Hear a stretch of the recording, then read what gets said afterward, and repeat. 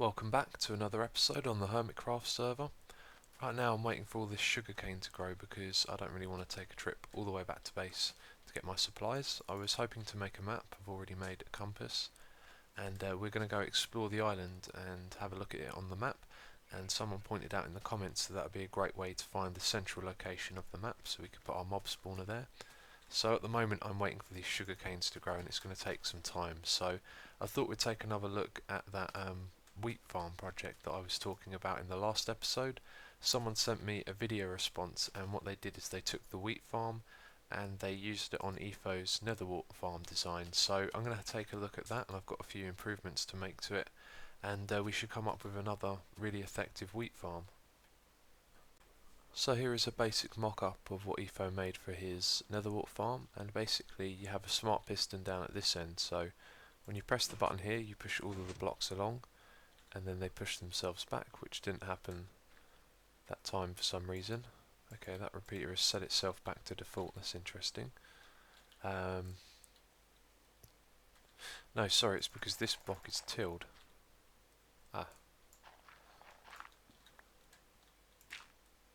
And then it powers it. Okay, so maybe that was fine actually being on that setting. Let's check that quickly. Yeah. Okay, so anyway, the point is that when you move the blocks, you're going to harvest whatever's on them, and you're going to be placing the seeds in a row like this. Then you're going to come back with the bone meal, and then you're going to set it off, and then you're going to do the same thing again. And all of the drops are going to land either on this block, they won't land on top of here, so they'll get pushed onto the side of this block and land at the back, or they'll land down here, and that means you pick up all of them by walking back and forth. So what I want to do to this design is make it a little bit more efficient. I want to activate the piston at this end using a pressure plate, and that might be a little bit tricky because as well as activating it using a pressure plate, I also want to make it a one-tick pulse so that we can push this out very quickly, and then the smart piston at the other end will fire quicker. And that means that as soon as we come down here with the seeds, we stand on the pressure plate and then we instantly start going back, and all of the wheat has been harvested, so we can add all the seeds again. So this first idea that I've had for how we can activate this piston I think could be a winner, although there might be some complications with the redstone wire when we want to put it in the position that we want. But anyway, it works like this. When we stand on the pressure plate, we're going to pass the signal through a block that the piston pushes. So as soon as we power the piston, we also cut the power to it because it moves the block. The problem with this is if you stand on it too long, you're going to activate it twice when you step off of it. So that means that we need to only step on the pressure plate for a short amount of time. So if we're walking this way with seeds and then we're walking back with bone meal, we're going to stand on the pressure plate, and then when we step off you can see it gets activated twice. So the place that we need to put the pressure plate is over here, and the smart piston down the other end needs to be set up correctly because at the moment it's got a bigger delay on it than it needs. And I think this is also technically a smart piston in a way, because this one gets powered when there's a block above it, and then the piston pushes the block out and it gets unpowered, so we're sort of doing the same thing down here anyway. So let's remove that for a moment, and let's say we're coming back down with our bone meal, and we're going to stand on this pressure plate here and activate it. Then we're going to set off the smart piston, but because we hit this wall to the left of us, that's an indicator to move straight off. So what I'm hoping is that we can step on it, hit the wall, move back the other way, and then we won't set off the piston twice. And also because we started moving this way, I'm hoping that the smart piston at the other end will have pushed all of the blocks back in time, so that we can start putting down seeds again. So then we'll be walking this way with seeds, walking back with bone meal, stand on the pressure plate, activate it, and then by the time we're back here I'm hoping we can start placing seeds. I said there might be some problems with the redstone wiring, but this doesn't seem to be the case. Well, not at least in the way that I expected it to. So we can wire it up like this. We're going to stand on the pressure plate, power the redstone underneath. It's going to invert the torch. So what's actually happening at the moment is this is already powered, so it gets powered when we stand on the pressure plate, which is kind of interesting because that's when the power turns off. So I'm not quite sure what's going on there. But I didn't think it would be possible to wire it up this way, but I found a way in the end, and I've also changed how the smart piston down the end here works, so it's a little bit faster. But the problem with this is, when we walk onto the pressure plate and walk off, we always activate this twice. And I've tried experimenting with adding repeaters down here on different timings, also at the back here, and down at the smart piston at the other end. So it looks like I'm going to have to try and find another way of doing this, because it always gets activated twice, which is not what we want. Okay, I've figured out a solution for doing this with a pressure plate. Let's have a look. I walk across, I walk back, and you can see it got pushed all the way down to the end and back again just once. So I'll stand on it a little bit longer this time. Oh, and yeah. So what I needed to do was make it so that when we stand on the pressure plate, it only sends a signal through once. So by creating a 1-tick pulse down the bottom here, when we activate the pressure plate, we're only going to send out one signal, and it doesn't matter how long the pressure plate is active for, it's only going to send it out once. So like that. So the way this works is it powers the line here and it turns off the torch, but then it powers the repeater, so the repeater then powers the output. And the repeater is on a delay, so the moment the torch turns off, this turns off just for 1 tick, and then it turns back on again, so it doesn't matter how long we stand on the pressure plate. And then because this is off now instead of on by default, it doesn't power twice, and that's how I got it to work. So I'm pleased with that. One more test I need to do is with this not having a repeater, and see if that's slightly faster, which it should be, I think. Okay. No, so it doesn't work like that, we need the repeater there. Okay, so the one thing I think I need to do now is just move the pressure plate back a little, because if we were to walk along here with our seeds, we're trying to place seeds, then when we start walking back, actually it does look like, yeah, sorry, we'd be placing bone meal coming this way, then we'd harvest, and then we'd place seeds again, so just watch the cursor. Yeah, it seems like I actually come back across this block when I start moving out again. So I guess the only way to find out actually is to do a test. So it turns out that this block here we don't actually place seeds on, because if we till it, then it becomes a transparent block and this piston can't get powered because we're powering this block with a redstone torch. So that means that the first block that we place our seeds on is 1 block further away, and if you see, it's really easy just to hold down right click and place them like that. But there is a problem. If you watch how I move now, I might have to do that a little bit quicker. Ah, there it is. Okay, right, so to explain what's happening there, we're always going to be touching the block in front of us. We're going to be moving into it because we want to pick up every single item that drops. Now if we're standing any further back, imagine it that we're standing just there, right on the line, and then we move back a little bit. See how far we move back? That's going to be how many of the items you can pick up on the block above. So there's a 1 block pickup range, so because I'm standing right on the edge of this block, we're going to pick up all the way to the back of that one. As soon as I step back a little, we're going to miss the items just at the back there. Let's show you that. You see we can't pick those up, but now we can. So we're always going to be hugging the wall here when we're trying to harvest, and that's something I've observed with this, is that if you're moving into the wall, you can actually glitch into the block. There you go, I've just done it again. So that's a slight inefficiency, and I think that means that we should actually move the pressure plate back 1 block so that never happens. Okay, so I thought that what I would do is move the 1-tick pulse over 1 block, and then we can wire the piston directly by powering this block with a torch on top of it. And then I noticed that all the seeds haven't been harvested, so when we move them this quickly, they don't actually harvest, and that's kind of frustrating, I guess. So maybe if we add an extra tick there, it will harvest. Nope. Okay, let's try it again.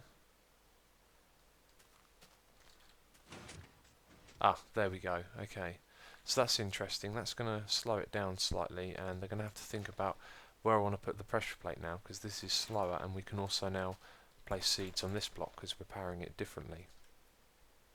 The redstone part of this project is now finished. I think this works the best way we could get it to. So if I walk down the end here and then walk back holding right click, you can see that I've started placing the seeds from the first block. and we can place that going all the way down to the end and then go back with our bone meal.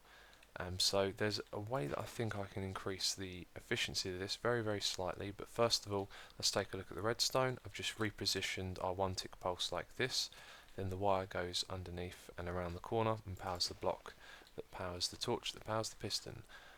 So the way I think I can make this very slightly faster is by adding a trapdoor. Now that might sound a little bit strange, but we're going to walk all the way over to the block and then back again, and we're going to reach this bit slightly quicker if we don't walk as far in this direction. So we add just the tiniest amount, and it's almost double because we have to walk that extra distance and then back again.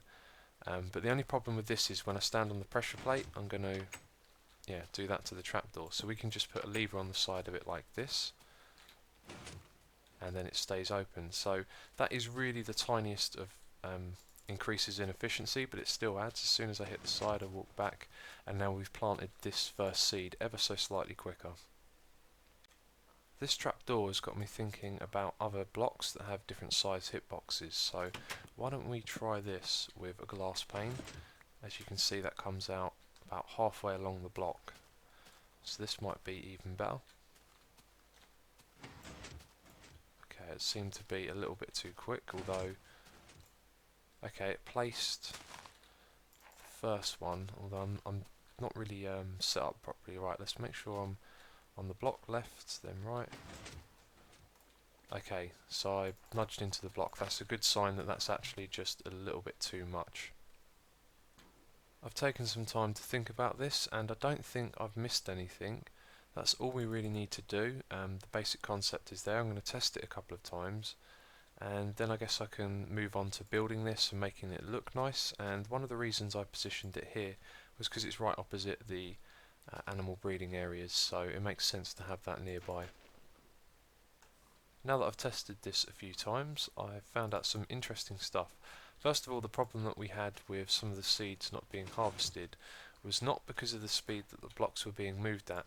It was actually some sort of, I think like a block update. So if I put seeds at the end here, you'll see that they all pop off, and I think the one at the end causes a chain reaction along the whole thing. So if I were to plant and grow some in the middle, doesn't matter what speed setting we're on, they're not going to harvest. But then let's say we do it all the way down to the end here. The end one will harvest because it will no longer be on a block that it can be harvested on, and then it sets off a chain reaction. So as well as that, I've also noticed that sometimes the drops appear to fall through these blocks when they're being moved, and what I can't tell with that is if they disappear completely, if we actually pick up the drops at all. So I'm going to do more tests with that and see if I can find out what happens to those drops that fall into the moving blocks. And the other thing is that we're going to need this block down here to be a glass block, because otherwise this tilled soil will become dirt again. So I've been testing and trying to see the drops fall between the blocks, but it hasn't happened yet, so I'm going to move on to building it for now, and I'll continue testing it in between. But this is the shape that I've gone for. I don't want to build it out of wood. Parts of it will be, but what I want to use is a lot of glass, so we have a nice glass roof. And these blocks here were actually one block higher a moment ago, and I just pulled them down a bit because it seemed like the structure was becoming too big. But anyway, over on this side I'm going to raise up the grass around the back of it so it covers over it a little bit, and then from this side it's a little bit disguised. And one thing I do like about this is it runs along the border between the sand and the grass, which is kind of nice. So I'm going to put in some sandstone at the front, I think, to change it up a little bit, and as I said, I want to put some glass up the top here so it's nice and open. This is developing nicely now. One of the big changes that I've made is to use some stairs. Some are upside down, some are normal. And as well as that, I also removed that palm tree that was here. I'm going to put it over here when it's finished, because the leaves at the top were touching the front of this, which didn't look very good. So another thing is that if we were to have solid blocks here, you'd be able to see the water because of the gap where the tilled soil is. And so I thought about that, and I thought maybe it's best to just leave the water on display, so I put these glass blocks here. And now I've started to think about lighting. I'm thinking of putting some jack-o'-lanterns or glowstone underneath the water so it illuminates up, and that's where the light comes from. And also you may notice that the piston here is one block away from the glass, and then down this end it's hidden. And it's interesting because the actual part that you use most, which is walking back and forth placing the seeds on the tilled soil, is not central to the design, but still I like it like that. It doesn't have to be completely even, but anyway, you can walk all the way over to the edge here, run down, plant your seeds, and this bit I can't quite decide whether to leave these here. So as I test it more, it might be beneficial to actually go one block over and then switch to bone meal and start walking back. So I'm going to add some lighting under the water, and then I'm going to figure out this bit here. I've been thinking about putting glass there, or maybe one block up, but we'll see what happens. Okay, I think this is now complete.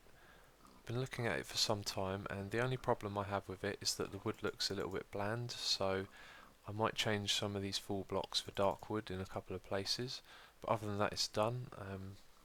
Put glowstone underneath the water, so that illuminates a little bit, and it's night time now, so we'll be able to see how this is lit up by that.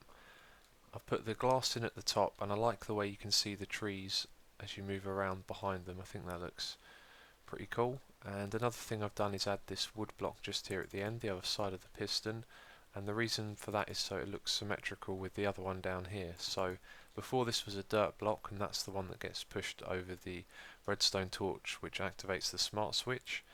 So by having that as wood, it kind of makes it a little more symmetrical, even though this isn't quite. But I'm happy with how that turned out. I've also added in a button over here, which is a reset button, because when I was changing the water to glowstone, it actually went all over the redstone and destroyed the circuit, and it caused this piston to be extended permanently. So I thought, if anything happens like that again, or some other glitch causes that to extend, we want the smart piston at the other end to activate. So we've got a button to activate that piston. Okay, I think it's time we do a test together. So I'm holding down right click. Now I'm going to change to bone meal. Come down all the way the other end. I'm going to change back to seeds. And yeah, I'm just looking at the numbers of the bone meal and seeds and seeing what happens as I plant them.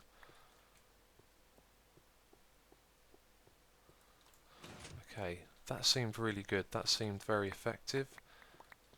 One thing I noticed that was useful was actually having the dirt block there instead of here, because when I was placing seeds, actually no, it doesn't really matter. Well, the point that I was making is that if you right click like this, you're only going to place 2. If I right click with bone meal, I'm going to waste it. You can see the bone meal's going down.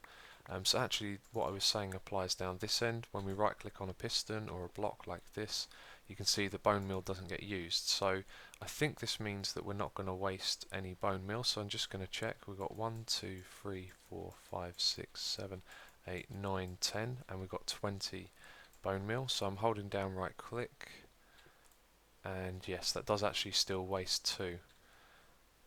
But there you go, I think that's a decent wheat farm. Okay, the finishing touches have been made. I've had some light wood over here just to break it up a little bit. Same on the other side as well. And I've put bone meal on the grass that's around the other side. And let's go have a look at this because I forgot to show you it. So yeah, the ground just rises up. And now when we're on the other side, we can see some of these plants, the grass and flowers through the glass, which looks nice.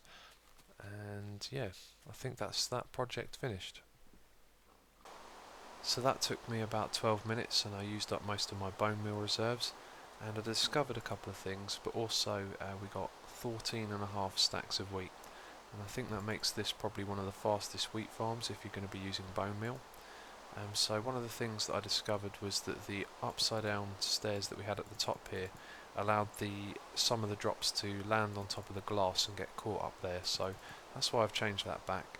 And also, when this piston extends and then retracts, there's a very slim chance that before the piston at the other end activates, that the water behind it will decide it's going to update and start flowing out. And that actually happened, and it caused the machine to break because the water went down onto the redstone below. So I placed a sign underneath the glowstone that's behind there, you know, where it is underneath the water. So now if that ever happens, the water will flow out and it won't flow downwards and then As soon as it flows out, the one over here is going to kick in, and then it's going to be fine. So it won't flow out onto here, is what I'm saying. So that's that project done, and the whole reason that we actually decided to do this was because we were waiting for sugar canes to grow, and I've also added in this palm tree. It was a little bit too close to that. So yeah, I wanted to make a map so we could find out the most central location on the spawner, and now I can do that. So I'm going to harvest all of this sugar cane.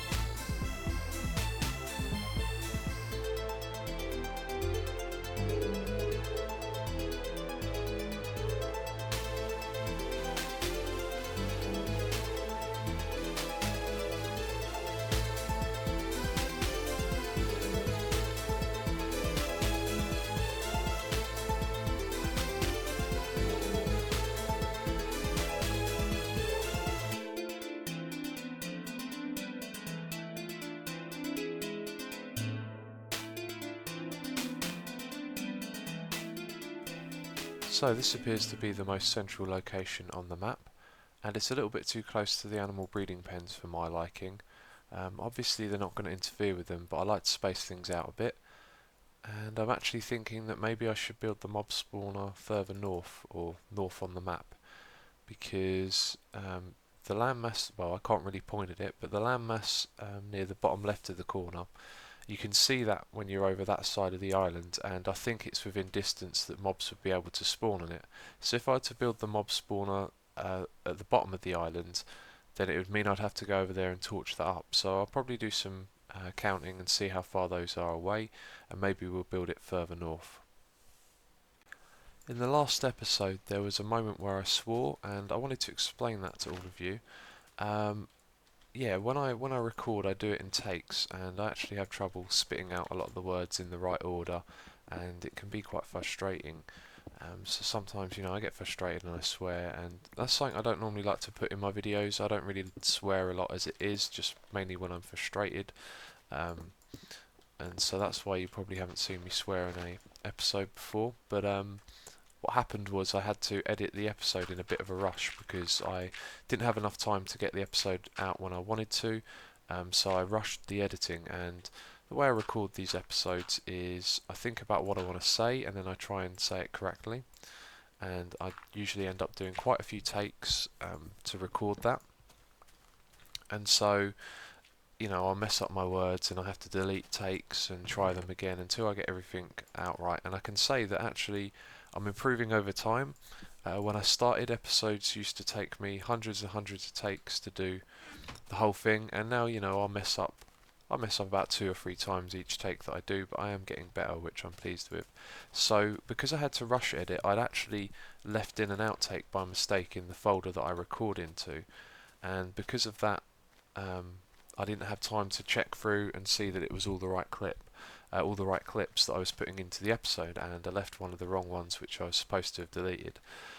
So I apologise if anyone was offended, but most of you seemed really cool about it, found it funny, um, and some of you said that you'd like to see a collection of clips of my outtakes, although I don't really want to put out a video where I'm swearing a lot, but I don't know. Anyway, that's it for this episode. We have built a new wheat farm, and now I can use that map, which I'm actually really glad I've got this. It's nice to have, although there's nothing but oceans around this island, there's not too much to look at, but yeah, it's nice to have that. And yeah, I guess next episode I don't know what I'm going to be doing just yet, because the mob spawner is going to take a lot of effort to dig out the space for and consume a lot of time, so I'm hoping that some of the other hermits will be able to help me with that. Maybe we can do a time lapse, but that's going to take some time to organise. So anyway, thank you for watching, and I'll catch you next time.